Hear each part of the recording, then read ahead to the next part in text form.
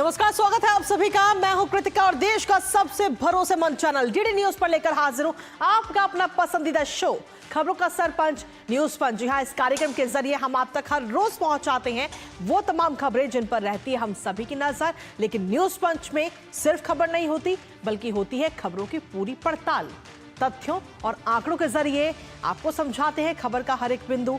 साथ ही ground zero पर मौजूद अपनी टीम से जानते हैं एक एक अपडेट और होती है हमारी हर खबर पर पैनी नजर। और आज न्यूज पंच के जरिए जिन प्रमुख खबरों पर रहेगी हमारी नजर, सबसे पहले कर लेते हैं उन प्रमुख खबरों का रुख। तो आज न्यूज पंच के जरिए जिन प्रमुख खबरों पर रहेगी हमारी नजर, उसमें सबसे पहली खबर होगी महाकुंभ से जुड़ी। जी हां, प्रधानमंत्री नरेंद्र मोदी और मुख्यमंत्री योगी आदित्यनाथ दोनों इस वक्त एक्टिव नजर आ रहे हैं महाकुंभ को लेकर के, क्योंकि भगदड़ जैसे हालात वहां पर बने और फिलहाल अभी हालात वहां पर सामान्य हैं और वहां की ताजा तस्वीरें भी आपको दिखाएंगे विस्तार से जब इस खबर को लेकर बात करेंगे। लेकिन इसके साथ ही जो दूसरी प्रमुख खबर है वो है दिल्ली चुनावों से जुड़ी। जी हां, जहां पर चुनाव आयोग में अब शिकायत पहुंच चुकी है और चुनाव आयोग की तरफ से कहा गया है कि जो जहरीला वाला बयान था उस पर अरविंद केजरीवाल सबूत दे और उनको अल्टीमेटम भी दिया गया है। बताएंगे विस्तार से इस खबर के बारे में भी। लेकिन इसके साथ ही जो तीसरी प्रमुख खबर है वो है कनाडा से जुड़ी। जी हां, अब कनाडा को 2 टूक भारत की तरफ से सीधे तौर पर कनाडा को 2 टूक कहा गया है। दरअसल कनाडा की एक रिपोर्ट आई है और उस पर कहीं ना कहीं भारत की तरफ से नसीहत दी गई है। इसके साथ ही जो चौथी प्रमुख खबर है वो है इसरो से जुड़ी। जी हां, आज इसरो की तरफ से 100वीं लॉन्चिंग की गई है। 3 डिजिट में अब इसरो की लॉन्चिंग हो चुकी है और इस लॉन्चिंग में क्या कुछ खास बात है, क्या इसका उद्देश्य है और आम आदमी पर इसका क्या असर पड़ेगा, कैसे आम आदमी को मिलेगा फायदा इस लॉन्चिंग का, बताएंगे विस्तार से आपको। तो इन चारों प्रमुख खबरों पर रहेगी हमारी मुख्य तौर पर नजर, जिसमें सबसे पहले बात करते हैं आज महाकुंभ की। आज मौनी अमावस्या है और इस अवसर पर प्रयागराज में आयोजित हो रहे महाकुंभ में लोग अमृत स्नान कर रहे हैं। अमृत स्नान के चलते घाटों पर भारी भीड़ आज देखी जा रही है, जिसकी वजह से भगदड़ जैसे हालात भी वहां पर बने, जिसमें कुछ लोग घायल भी हो गए हैं। प्रधानमंत्री नरेंद्र मोदी आज सुबह से ही लगातार भगदड़ की स्थिति को लेकर सीएम योगी आदित्यनाथ के संपर्क में हैं। प्रधानमंत्री ने मुख्यमंत्री योगी आदित्यनाथ से लगातार 3 बार फोन पर बात की है और ताजा स्थिति की जानकारी ली है। फिलहाल वहां पर स्थिति इस वक्त सामान्य है। तो वहीं आज मुख्यमंत्री के आवास पर बड़ी बैठक भी हुई है इससे जुड़ी हुई, जिसमें शासन के बड़े अफसर इस बैठक में शामिल हुए। साथ ही मुख्यमंत्री योगी आदित्यनाथ ने प्रयागराज में पहुंचे हुए जो श्रद्धालु हैं उनसे सीधे तौर पर अपील की है और कहा है कि किसी भी तरह की अफवाहों पर आप बिल्कुल भी ध्यान ना दें। इसके साथ ही आपको बता दें कि सुबह 8 बजे तक 2 करोड़ से ज्यादा लोगों ने अमृत स्नान किया है। हालांकि इस वक्त ये संख्या और ज्यादा बढ़ चुकी है। संगम नगरी में मौजूद अपने संवाददाता से लेंगे ताजा अपडेट, लेकिन उससे पहले ग्राफिक्स के जरिए आपको दिखाते हैं कि कैसे खुद प्रधानमंत्री नरेंद्र मोदी प्रयागराज पर अपनी नजर लगातार बनाए हुए हैं।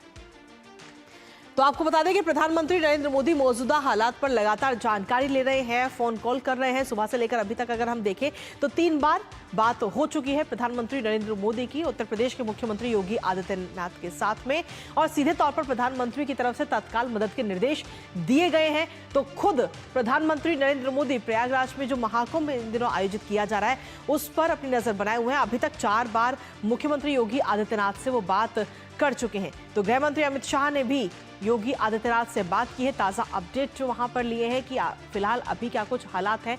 और साथ ही आपको बता दें कि गृह मंत्री अमित शाह की तरफ से हर तरह की मदद का आश्वासन भी मुख्यमंत्री योगी आदित्यनाथ को दिया गया है। इसके साथ ही आपको बता दें कि जेपी नड्डा ने भी मुख्यमंत्री योगी आदित्यनाथ से फोन पर बात की है। यानी कुल मिलाकर सभी लोग लगातार नजर बनाए हुए हैं। उपराज्यपाल ने भी स्थिति की जानकारी ली है कि फिलहाल अभी वहां पर कैसे हालात हैं, क्योंकि जिस तरीके से देर रात की अगर हम बात करें तो वहां पर भगदड़ जैसी खबरें लगातार सामने आ रही थी। फिलहाल सामान्य हालात है। यूपी सरकार की तरफ से सीधे तौर पर यह कहा गया है कि आप किसी भी अफवाह पर ध्यान ना दें और आपके नजदीक में जो भी घाट है आप वहीं पर जाकर, श्रद्धालुओं से अपील की गई है कि आपके आसपास जो भी घाट है आप वहीं पर स्नान कर लें, अमृत स्नान कर लें।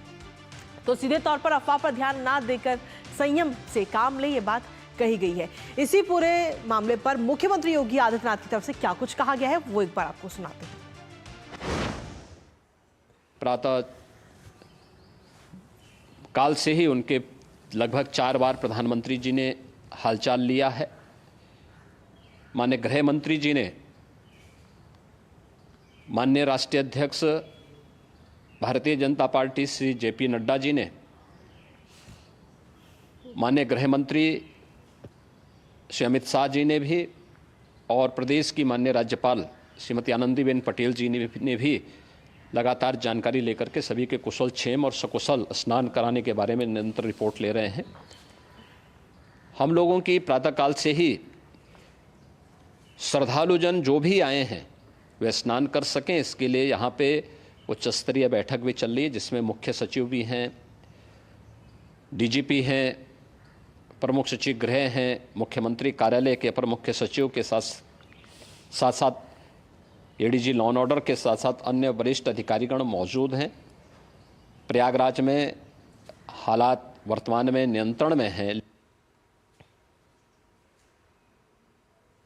तो मुख्यमंत्री योगी आदित्यनाथ को आपने सुना, जो सीधे तौर पर कह रहे हैं कि हालात जो हैं वो सामान्य हैं, नियंत्रण में हैं, लेकिन इसके साथ ही जो श्रद्धालु वहां पर पहुंचे हुए करोड़ों की संख्या में, उन सभी श्रद्धालुओं से अपील की है कि आप किसी भी तरह की अफवाह पर ध्यान बिल्कुल ना दें। इसी के साथ कुछ तस्वीरें इस वक्त आपको दिखा रहे हैं। ये 5 तस्वीरें वहां की आज की इस वक्त नजर आई हैं, जिसमें खुद प्रधानमंत्री नरेंद्र मोदी वहां पर नजर अपनी लगातार बनाए हुए हैं। अभी तक अगर हम देखें तो सुबह से लेकर अभी तक 4 बार मुख्यमंत्री योगी आदित्यनाथ के साथ वो बात कर चुके हैं फोन पर, और जो वहां के हालात हैं उन पर जानकारी ले चुके हैं। इसके साथ ही अगर हम देखें तो लगातार बैठकों का दौर भी जारी है, और आज जिस तरीके की वहां से खबरें आई उसके बाद में मुख्यमंत्री के आवास पर बड़ी बैठक का भी आयोजन किया गया, जिसमें कई सारे अधिकारी मौजूद रहे। इसके साथ ही अगर हम देखें तो मुख्यमंत्री योगी आदित्यनाथ की तरफ से श्रद्धालुओं से भी अपील की गई है किसी भी अफवाह पर ध्यान ना देने की, और साथ ही जो श्रद्धालु वहां पर पहुंचे उनके आसपास जो भी घाट हो वहीं पर वो स्नान कर लें, किसी अन्य घाट पर जाने की जिद ना करें, जिससे कहीं ना कहीं जो वहां की व्यवस्था है वो खराब हो। और इसके साथ ही श्रद्धालुओं का जो जन सैलाब है वो इस वक्त वहां पर उमड़ा हुआ। ताज़ा अपडेट की अगर हम बात करें तो अभी तक जो जानकारी मिल रही है, लगभग 3 करोड़ से ज़्यादा श्रद्धालु आज सुबह से लेकर अभी तक वहां पर स्नान कर चुके हैं, अमृत स्नान कर चुके हैं। ताज़ा अपडेट ले लेते हैं। इस वक्त हमारे साथ में हमारे सहयोगी शैलेंद्र मिश्र इस वक्त जुड़ रहे हैं, जो कि इस वक्त खुद महाकुंभ में मौजूद है और ताज़ा अपडेट हम तक लगातार पहुंचा रहे। सीधा उन्हीं का रुख करेंगे।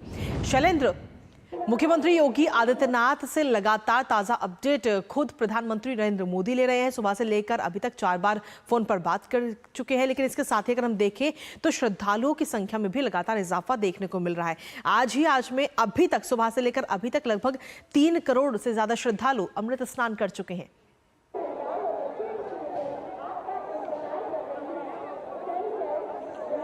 जी देखिए कृतिका, हम उस जगह पर हैं जहां पूरे महाकुंभ मेला क्षेत्र में सबसे ज्यादा भीड़ आ रही है, यानी संगम त्रिवेणी पर, संगम नोच पर, और जहां ये अपील की जा रही है कि वहां आने के लिए एक तरह से कोशिश ना करें। अगर उस रास्ते पर है तो जरूर आ जाएं, लेकिन आप अरेल पर हैं तो अरेल घाट पर स्नान करें, अगर आप झूसी की तरफ है तो झूसी में स्नान करें। हमारे कैमरामैन दिखाएंगे ये पूरा श्रद्धालुओं का एक रेला वो स्नान के लिए जाता हुआ, और तमाम जो लोग स्नान करके वापस आ रहे हैं वो आपको इन तस्वीरों में दिखाई दे रहा है। पूरी व्यवस्था है यहाँ पर, और सुचारू तरीके से यहाँ पर हम देख रहे हैं कि स्नान की जो पूरी प्रक्रिया है वो श्रद्धालु जिसके लिए जा रहे हैं, एक तरफ श्रद्धालु का जाने का रास्ता है और दूसरी तरफ से आने का। लेकिन ये जरूर है कि भीड़ बहुत है, आप इस भीड़ को देखें निश्चित तौर पर। इसीलिए अपील की जा रही है कि अगर आप अरेल साइड हैं तो वहीं के घाट पर स्नान करें, जहां पर वीआईपी घाट और उसके आसपास जो घाट बनाए गए हैं वहां पर भी हम जानते हैं कि स्नान में कोई दिक्कत नहीं है। झूसी की तरफ घाट बनाए गए हैं,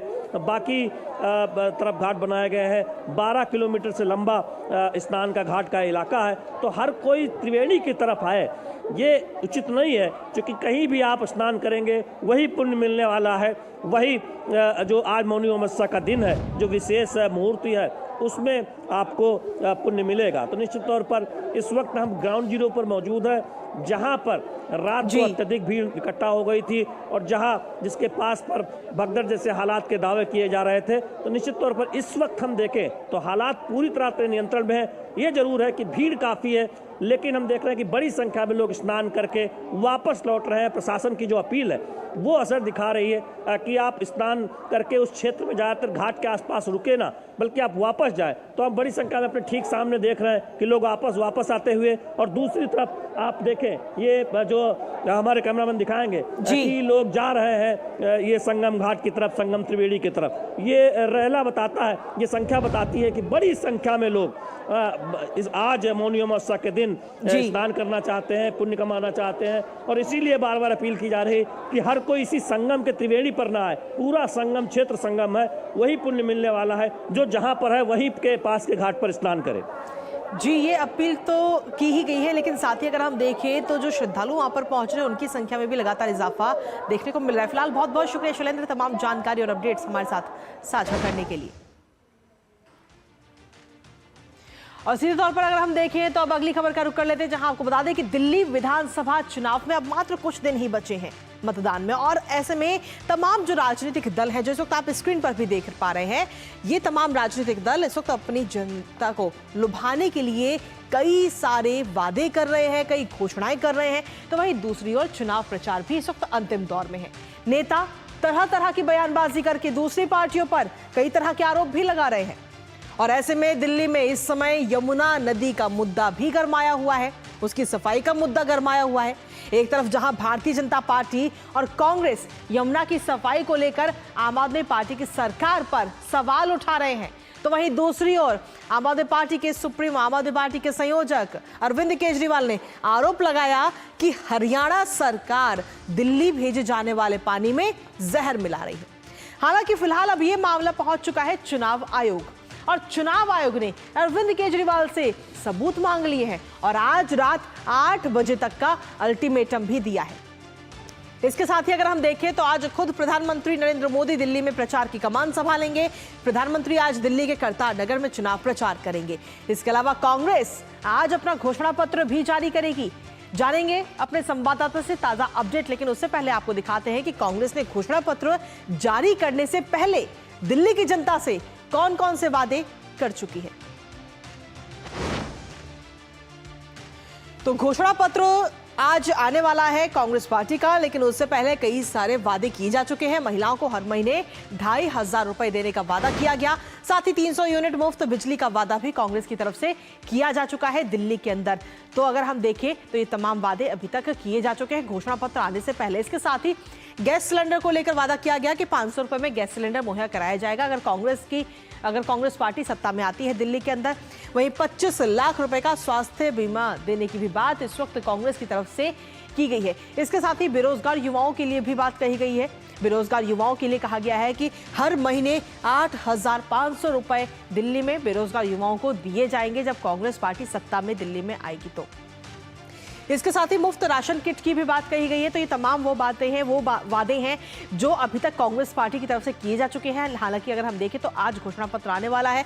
बेरोजगार युवाओं को 1 साल की अप्रेंटिसशिप की भी बात कही गई है। तो ऐसे में घोषणा पत्र से पहले कई सारे वादे कांग्रेस की तरफ से किए जा चुके हैं। लेकिन साथ ही अगर हम देखें तो यमुना मैया की अगर हम बात करें तो लगातार इनको लेकर भी सियासत हो रही है, और जिस तरीके के आरोप लगाए गए हरियाणा सरकार पर, अब ये मामला पहुंच चुका है इस वक्त आयोग में, चुनाव आयोग में, और ऐसे में चुनाव आयोग ने दावों पर सीधे तौर पर सबूत मांग लिए हैं अरविंद केजरीवाल से, और केजरीवाल को नोटिस जारी किया गया है। कहा गया है कि इस नोटिस में कहा गया है कि आप सबूत दें, और इसके साथ ही अल्टीमेटम अरविंद केजरीवाल को दिया गया है। दरअसल भारतीय जनता पार्टी और कांग्रेस पार्टी ने शिकायत की थी अरविंद केजरीवाल की, जिस तरीके से यमुना को लेकर आरोप लगाया गया कि हरियाणा सरकार जो है वो यमुना में जहर मिला रही है, क्योंकि यमुना नदी जो है वो हरियाणा से होते हुए भी दिल्ली में आ रही है। तो ऐसे में ये बड़ा आरोप लगाया गया, और अब ये पूरा मामला पहुंच चुका है चुनाव आयोग। इसके साथ ही अगर हम देखें तो डीजीपी की रिपोर्ट में जहरीला बनाने की बात नहीं है बिल्कुल भी। तो ऐसे में कहीं ना कहीं अब इस वक्त अरविंद केजरीवाल चौतरफा घिरते हुए नजर आ रहे हैं। पड़ोसी राज्यों के बीच में तनाव भी कहीं ना कहीं देखने को मिल रहा है, जिस तरीके से हरियाणा सरकार पर आरोप लगाया गया। साथ ही अब ये पूरा मामला पहुंच चुका है चुनाव आयोग, और ऐसे में पानी की कमी की आशंका से कहीं ना कहीं कानून व्यवस्था जो है वो भी बिगड़ सकती है, खासतौर पर दिल्ली के अंदर, और पानी को लेकर लगातार सवाल उठ ही रहे हैं शुरू से। फिलहाल अब आज रात 8 बजे तक पुख्ता सबूत अरविंद केजरीवाल को देने होंगे, और ये समय दिया गया है इस वक्त चुनाव आयोग की तरफ से। नजर इस पर लगातार बनी रहेगी, ताजा अपडेट भी लेंगे, लेकिन उससे पहले एक छोटे से ब्रेक के लिए यहाँ रुकते हैं। आप बने रहिए हमारे साथ।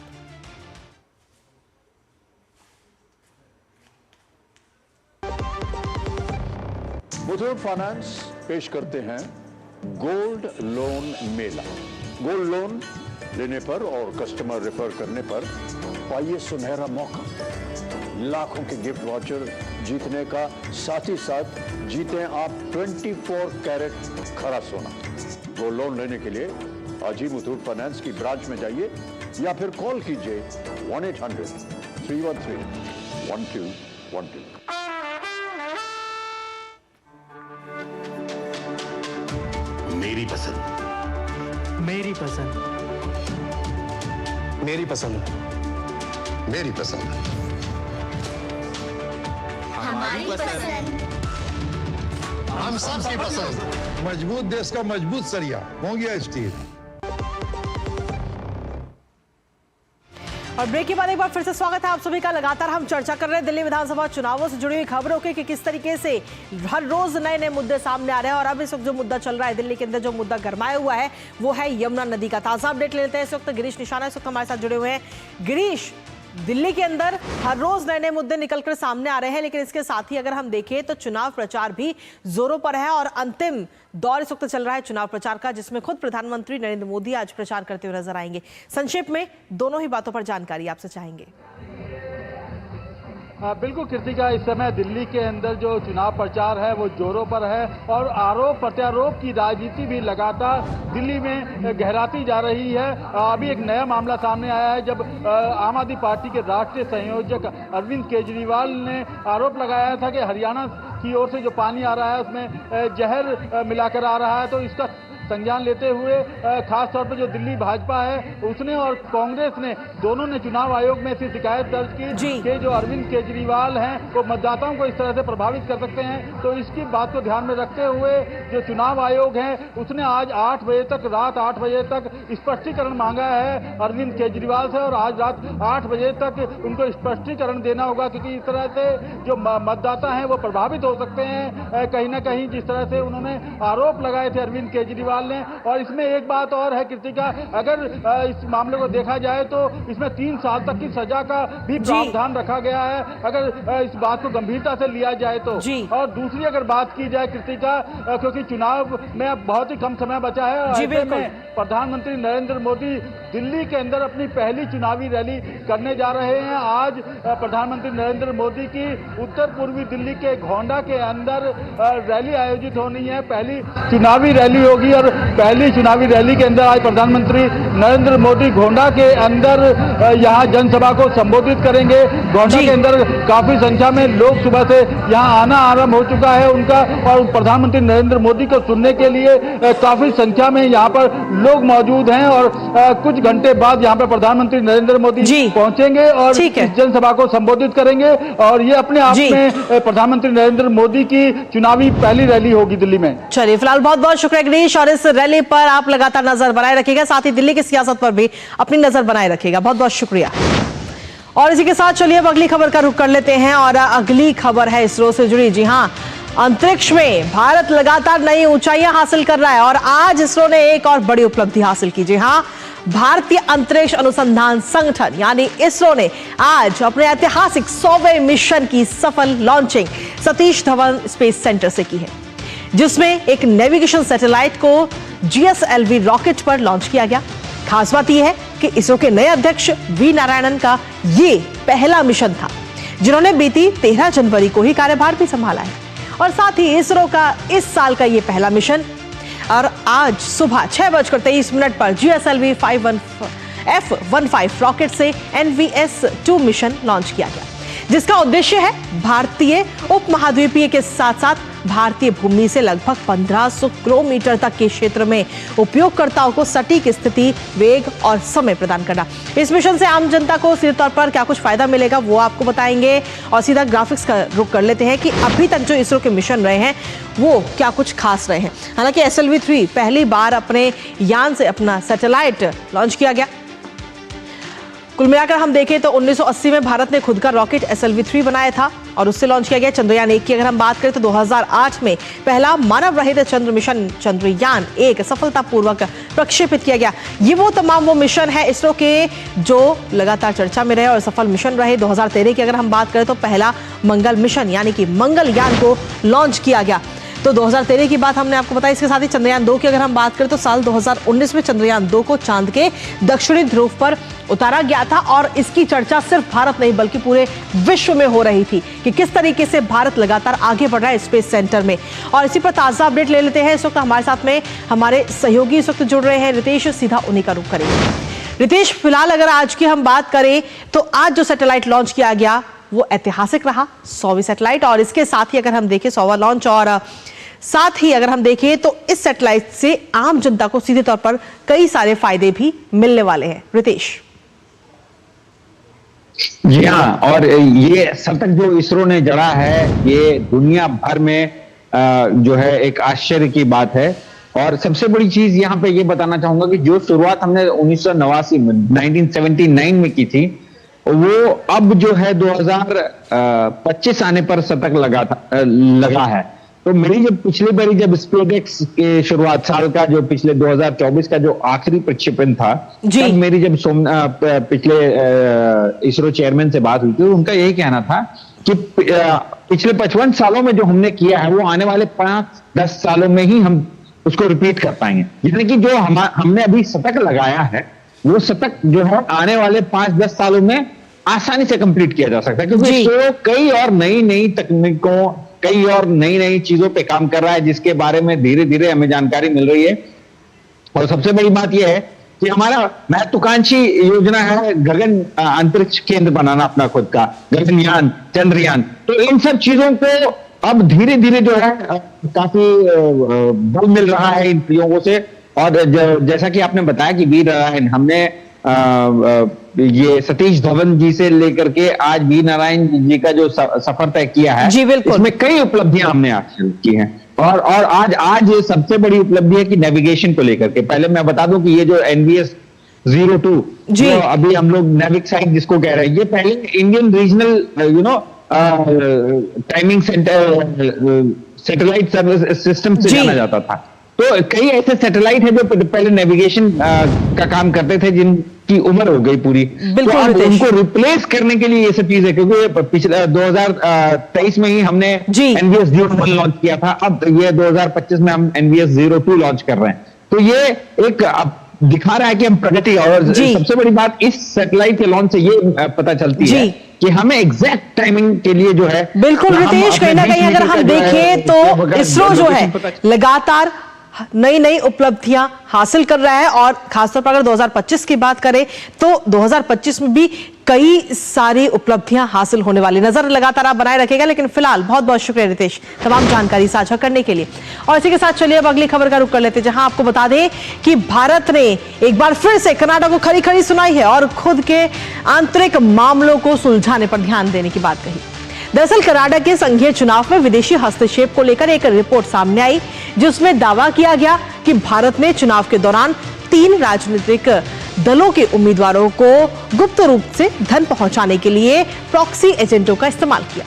अब इस रिपोर्ट के सामने आने के बाद में भारत की तरफ से कड़ा रुख अपनाते हुए इस रिपोर्ट को पूरी तरह से खारिज कर दिया गया है। भारत के विदेश मंत्रालय की तरफ से क्या कुछ कहा गया है वो आपको बताएंगे, लेकिन साथ ही इसी वक्त बीच रुक करेंगे इस वक्त हमारे संवाददाता अनिल थॉमस इस वक्त हमारे साथ जुड़ गए हैं। अनिल, भारत और कनाडा के रिश्तों की अगर हम बात करें तो ये लगातार बिगड़ते जा रहे हैं, लेकिन उसके बावजूद भी कनाडा बाज नहीं आ रहा है और तरह तरह के आरोप भारत के ऊपर लगाए जा रहे हैं। बिल्कुल, देखिए ये कोशिश है लगातार, मतलब बिगड़ते हुए दोनों ही देशों के बीच बिगड़ते हुए रिश्ते एक बार फिर सामने हुए थे। कनाडा एक तरफ उसी रिपोर्ट पर ध्यान दे, कनाडा एक तरफ वो रिपोर्ट में कह रहा है कि भारत का हस्तक्षेप है, लेकिन दूसरी तरफ उससे कोई फर्क नहीं पड़ा। तो मतलब अगर ऐसी अटकलें लगाई जा रही है तो मतलब बेतुकी बात लगी ज्यादातर जिस तरह से आरोप लग रहे हैं यहाँ, और आरोप प्रति आरोप का ये दौर चलता रहा है। बार बार कनाडा जहां एक तरफ चुनाव की ओर बढ़ रहा है, अक्टूबर में वहां चुनाव होने, क्योंकि वहां के जो जस्टिन ट्रूडो ने इस्तीफा देने के बाद मैं कहूंगा अंदरूनी स्थिति जो उनके लिए है उसमें किसी ना किसी तरह से वो पॉलिटिकल पॉइंट्स या फिर एक जिसे कहते हैं किसी ना किसी वर्चस्व पाने की कोशिश हो रही है। जो घर के अंदर जो कसाकशी चल रही है, जो रूलिंग पार्टी है और ऑपोजिशन के बीच, उसके बीच मेरे हिसाब से ये एक मूव ऐसा कि यहाँ बहुत बड़ा कम्युनिटी है, उस कम्युनिटी को टारगेट किया जाए उसकी कोशिश है। और मैं कहूंगा जिस तरह से एमईए ने रिएक्ट किया, बड़ा स्ट्रॉन्ग रिएक्शन एमईए की तरफ से, और एमईए ने इसको पूरी तरह से खारिज किया, एक बार फिर दर्शाता है कि दोनों देशों के बीच रिश्ते सुधरने की राह पर दिखते नहीं है और बिगड़ते जा रहे हैं। और ऐसे में जरूर कोशिश यही होनी चाहिए कनाडा की कि इस तरह के रिपोर्ट अगर हस्तक्षेप की बात कर रहा है, अगर उस हस्तक्षेप से कोई फर्क पड़ा नहीं उनके चुनाव में, वो खुद मान रहे इस बात को, तो फिर मतलब उस बात को उजागर करने का मतलब बस समझ में नहीं आ रहा अब तक कि कनाडा इस तरह की बातें बार बार क्यों करना चाह रहा है, जहां अपने ही मुंह हर बार गिर जाता है इस तरह के आरोप लगाकर। तो ये थोड़ा सा कंफ्यूजिंग सा एक हाई पिच लिया है कनाडा ने, और एक बार फिर कनाडा इसे मतलब ये पिच लेने के बाद कनाडा खुद 2 कदम आगे जाने की जगह 3 कदम पीछे चलते दिख रहे हैं। चलिए, फिलहाल बहुत बहुत शुक्रिया तमाम जानकारी और अपडेट्स अनिल साझा करने के लिए। और इसी के साथ चलिए अब आज के इस न्यूज पंच में मुझे और हमारी पूरी टीम को दीजिए अनुमति, लेकिन लगातार तमाम खबरों पर नजर बनी रहेगी और अनुमति लेंगे इस वादे के साथ में कि 2 बजे फिर होगी आपसे मुलाकात कुछ और अहम प्रमुख खबरों के साथ। तब तक के लिए नमस्कार।